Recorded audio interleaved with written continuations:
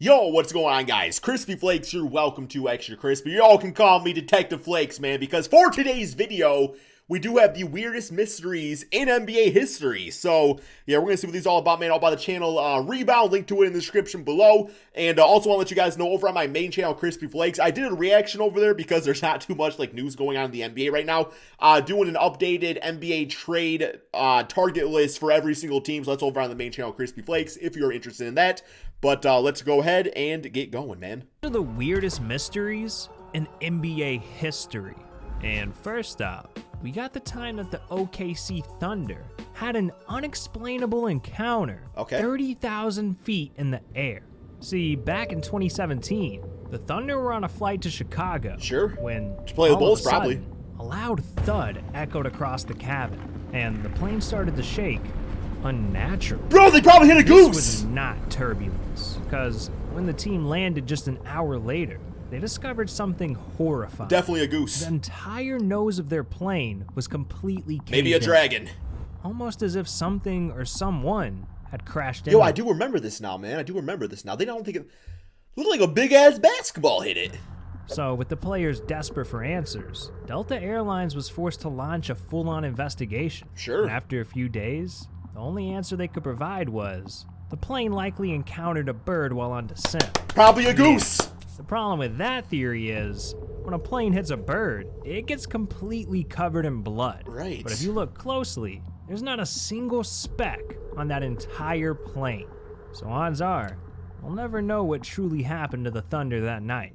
But at least this was just a one-off event, cause maybe it was Thor's hammer, the god of thunder. Maybe he got pissy that the humans took his name. I don't know, man. NBA players have been getting terrorized for years at the haunted Skirvin Hotel. Nope, not doing it, not staying. Legend has it that in the 1920s, the hotel's owner, William Skirvin, locked a maid in a room on the 10th floor, and being trapped in a tiny hotel room started to drive her insane.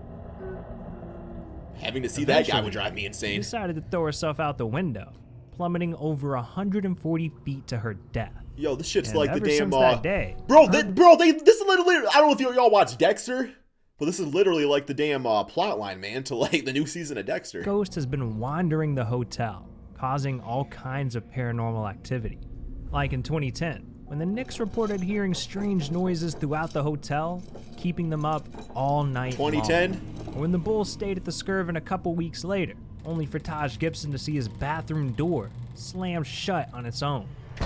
But as creepy as these incidents were, the scariest encounter came in 2016, when after a night of horror, Meta World Peace shared his traumatic ghost experience with the entire world, saying, "The ghost was all over me.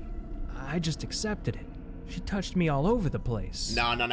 You were probably just having PTSD, man, from Ben Wallace pushing your ass down, man. Okay, no, it might have been a ghost. I'm taking the ghost to court for touching me in the wrong places. Damn. Now I want to visit the Skirvin. I don't. I don't. That's not one of the things that get old Crispy taken, man, is a damn ghost. I'm just saying, bro.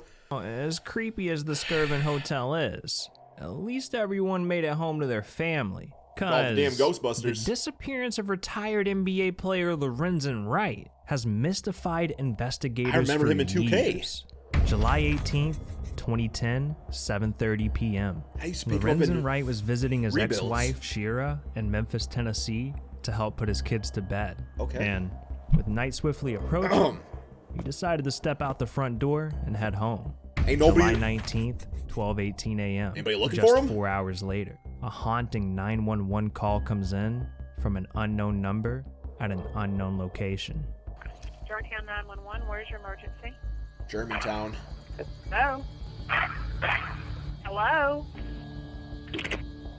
July 22nd, 72 hours after the phone call, Lorenzen Wright is officially reported missing after no one had seen or heard from him in 3 days, sparking a statewide police investigation into his disappearance.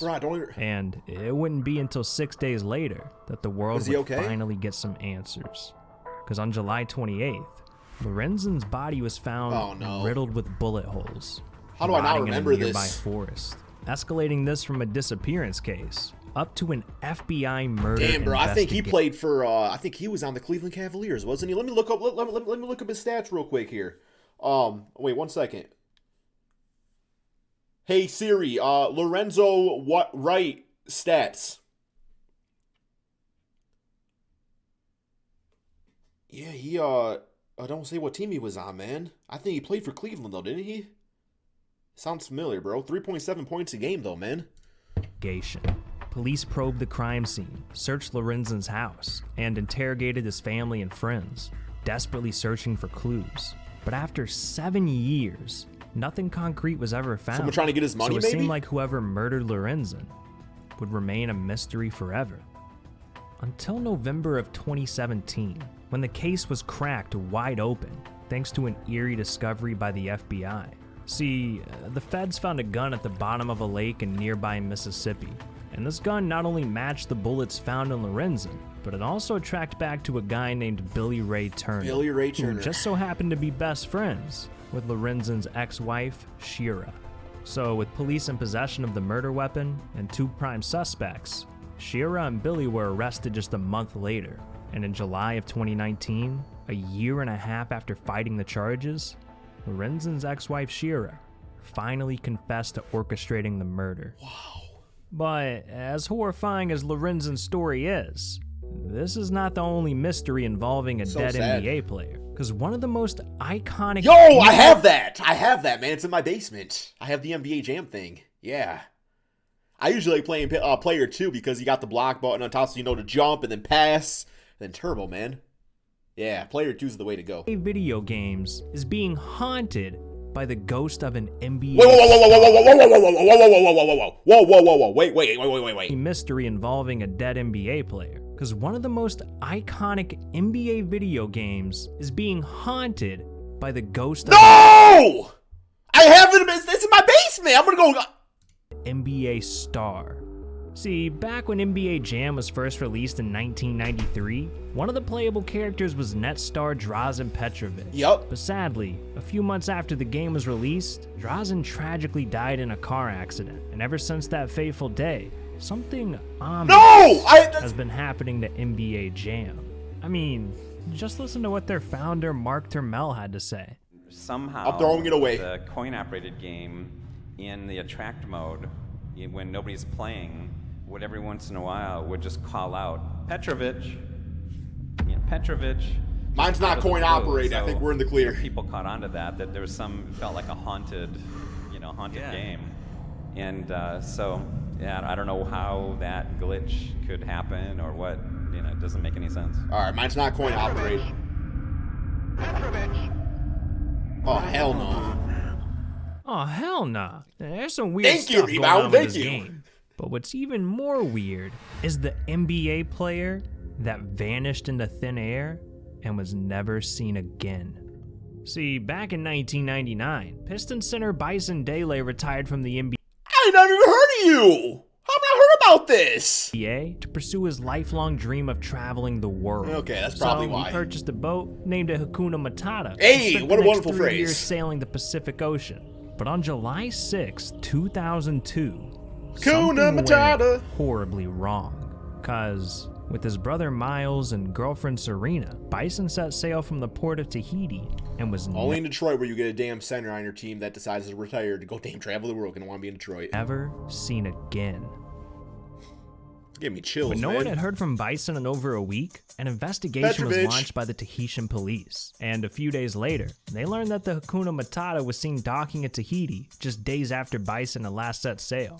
Problem was, the only person that got off the ship was Bison's brother Miles. And when police tried tracking him down, he was nowhere to be found. Yeah, that's not sketchy So at with all. no leads to go off of, police decided to interrogate Miles's close friends to try and find some answers. And according to Miles' ex-girlfriend, Miles admitted to attacking Bison on the boat, which He is related to exactly Miles what Turner? investigators needed to hear to get a warrant for Miles' No, arrest. it's spelled different. So the feds started their search, trying to hunt him down. And on September 15, 2002, they received an anonymous tip saying that Miles was spotted on a beach in Tijuana, Mexico. All right. So police swarmed the scene, Seems like a good expecting time. to make an arrest. only to find Miles in a drug-induced coma. Not a good barely time. clinging on to life. And shortly after, he was pronounced dead. Wow. Just like that, the investigation was over, and whatever actually happened to Bison remains an unsolved mystery. I mean, sadly, it sounds like maybe he had, you know, we all know what can happen if you take too much, right? I mean, obviously that's just speculation. I don't know, but yeah. To this day. Hopefully it wasn't foul as play. strange as this story was, the mysteries are only going to get weirder from here, because there's something so dark about Michael Jordan that it just might have forced him to retire from the NBA. See, in 1993, right after Jordan had won his third ring, he mysteriously left the NBA with no explanation, causing fans around the world to wonder why. Well, it turns out that Jordan was hiding something scandalous. He liked baseball. See, back in 1991, the FBI was investigating a criminal named Slim Buhler when they came across a $57,000 check made out to Slim, signed by Michael Jordan. And after some interrogation, it was revealed that the check was to pay off some gambling debt that Michael owed. Yeah, Jordan was getting mixed up with some real sketchy people. And not long after, his name popped up in another shady scenario, because police in North Carolina were investigating the murder of Eddie Dow, a notorious gambler, when they located $108,000 in checks, signed by Michael Jordan. And once again, Jordan admitted writing these checks because of a gambling debt. So after the second incident, the NBA opened an investigation into Jordan's gambling history to make sure nothing illegal was going on. And ultimately, they found no wrongdoing. Jordan wasn't punished, and he promised to not get involved with shady gamblers again. Until 1993, when another gambler came forward and claimed that Jordan owed him $1.2 million. So in response, the NBA launched another investigation into Jordan. But this time, there was no conclusion to the investigation, because shortly after, Jordan announced his retirement and the investigation mysteriously went away, leaving fans wondering if it was all just a part of a secret deal he made with the commissioner to avoid an NBA suspension for gambling. But that's why. Let me miss multiple years or go on a small, hiatus. We might never know if this was true or not, but Jordan was allowed back in the league just a year later, so it didn't turn out too bad for him in the end. But I can't say the same for the Sacramento Kings, because the mystery of what happened in the 2002 playoffs cost the Kings an NBA championship. Wasn't it? Rigged. See, back in 2002, the Kings were squaring off against the Lakers in the Western Conference Finals. When in the fourth quarter of Game 6, with Sacramento just one win away from taking the series, something weird started happening. The referees started calling all kinds of questionable fouls on the Kings. And to make things even weirder, they also kept missing obvious... Y'all got Scott Pollard on Shaquille O'Neal. Like, that's not a bad call. That's just the call that needs to be made. Fouls on the Lakers, almost as if they wanted the Lakers to win. And because of all these foul calls, the Lakers ended up shooting an NBA playoff record 27 free throws in the fourth quarter alone. So LA went on to win Game 6. James Harden every game. After the dub, people became really suspicious of the refs. The Kings coaches, NBA reporters, a politician even wrote a letter to the commissioner demanding an investigation into this. But despite the outrage, the series went back to LA, the Lakers eliminated the Kings, and the whole incident was put to rest. Until 2008.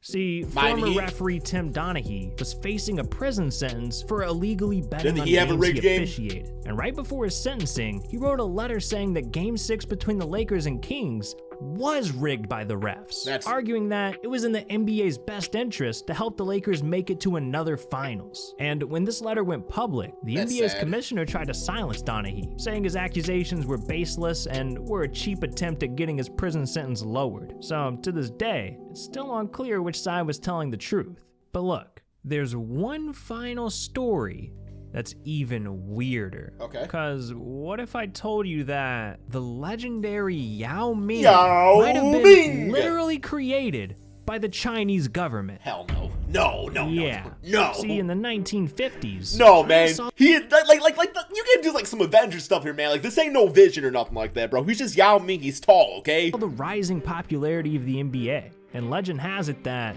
they decided to try and create the next basketball superstar. So their first move was to make a national decree demanding that every woman... Well, y'all gave him a baby foot because he has so many damn lower body injuries that ended his career. So fire that scientist. 5'9", and every man above 6'6". Y'all want to hire Flakenstein, man. I'll make you a good NBA player, bro. Must play basketball for the country. And this one law led to the discovery of 6'3" female Feng Fengdi and 6'7" male Yao Ziwen. The two players that Chinese officials thought had the perfect genetics to create the next basketball phenom. So allegedly, China's government forced these two to marry and have a kid, giving birth to Yao Ming.